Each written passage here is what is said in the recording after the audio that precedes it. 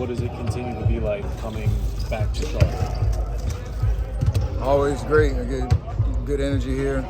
Look forward to it. See family, see friends. Davidson connection. I try to enjoy it to the fullest because it's only one time a year, so it's still special for sure. I know you don't have much time here, but what does a typical Steph Curry trip to Charlotte entail? Are there any favorite spots that you like to hit up, restaurants? What are some of your favorite things you like to do here still? I'm kind of a homebody, so as long as I get to go see all my family, that checks off most of the list. But first stop was Bojangles yesterday. When you come back to the Southeast area, you had that moment with your mom giving her the jersey the other day. When you see the rest of your family, how much does this kind of fill your emotional cup, would you say? It's everything. I mean, it gives me perspective of obviously how long I've been in the league. This is my 16th year, which is a milestone for the family. You know, my dad played this many years. It was always a goal of mine to get here, so it is kind of a cool reflection to be in your 16th year playing in Charlotte, playing against your brother. Dad's up in the booth.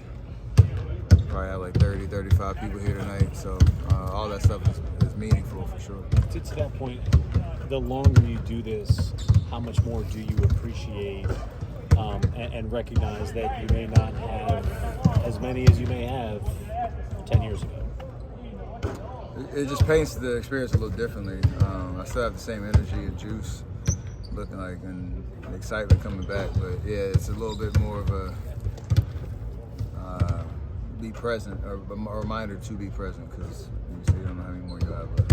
Steph, it feels like midway through the 2010s, basketball kind of changed a little bit. Not as many two big man lineups, less post play, 3-point revolution. We're halfway through the 2020s. Is there any difference you've seen between the style of basketball from 2020 to now?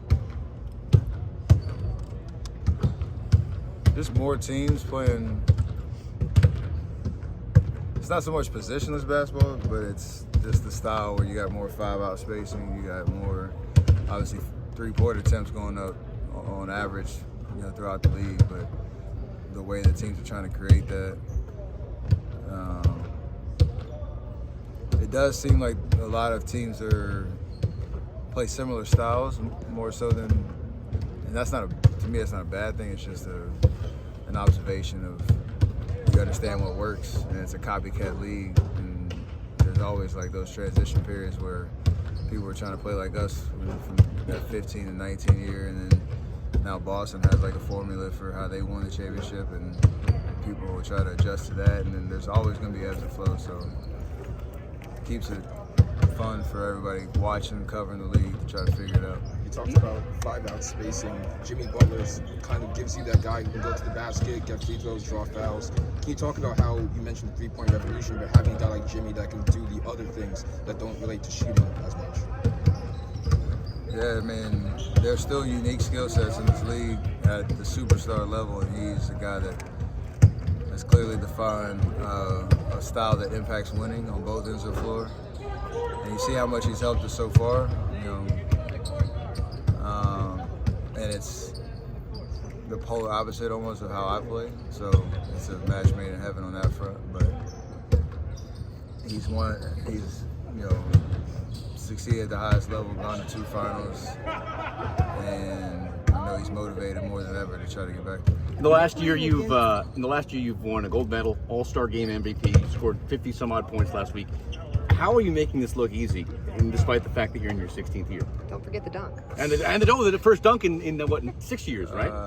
Appreciate it. Hype me up. I like it.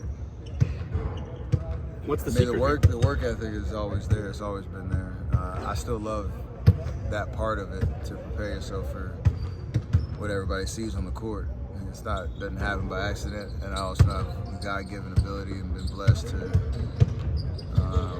be able to figure out the game at a high level consistently. So I think it starts with work ethic, starts with the joy that you put into it, and game usually gets back to you on that front. But it is very surreal to me, like all the things that have happened over the course of the career.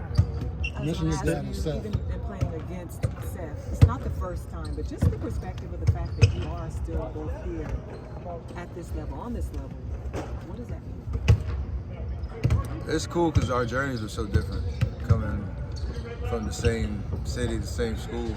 We played on this court in 06 against, maybe it was 05, December 05, against West Charlotte, my senior year, and Seth was on that team.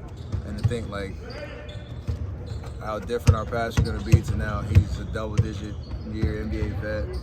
I think we played together, played against each other. This would be the 19th time, I believe, or maybe the 20th time. So like just the idea that we've been blessed with successful careers and it's just looked so different. But we're super proud of him in the way that he's battled his way through injuries coming out of college to the G League to bouncing around the league to helping the Portland Trailblazer team in the Western Conference Finals and still doing it. So I always look forward to those battles. What about seeing him down the uniform, the Hornets? How much different is that to have that experience here tonight in this arena with your dad and watching you guys up top there? Especially when they wear the pinstripe throwbacks and they got when I see Curry 30 on the back, that is wild. This ain't no headline stuff. It's just like you always wonder what it would be like to play here, representing the Curry family, the legacy. Seth gets to do it, so it's cool to. I need to get me one of the pinstripe 2024, 25 jerseys, because I know I got one of my dad's old school ones too. Does playing against him bring out a different emotion when you go out and play? When you're just out there and you're against your brother, basically?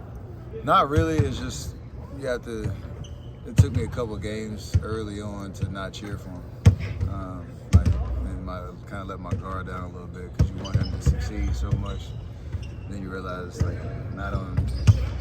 can't let him do it. So yeah, it took me a couple reps to get underneath that, but now it's just it's fun to see him in the scout report and all that, but when you get out on the court, it's business as usual. You're still playing at such a high level. Have you thought about the retirement and how maybe the Charlotte community will play into life post-basketball for you? Not much. I still have I try to have a presence up in Davidson first and foremost. Got a lot of family that still lives here.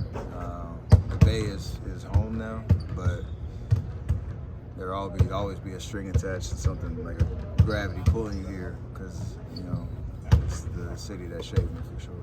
You did notice a lot of Charlotte influence on the playlist. Was that you, or is that no? That's normal rotation? One of our assistant coaches, Khalid Robinson. We obviously like to play music, and each city we go to, he curates the hits or the top artist type thing. So we had J. Cole, the baby, Anthony Hamilton, Petey Pablo. I don't know who else we had on there. Yeah, we had Cole on there. So yeah, it's just a little taste of 704.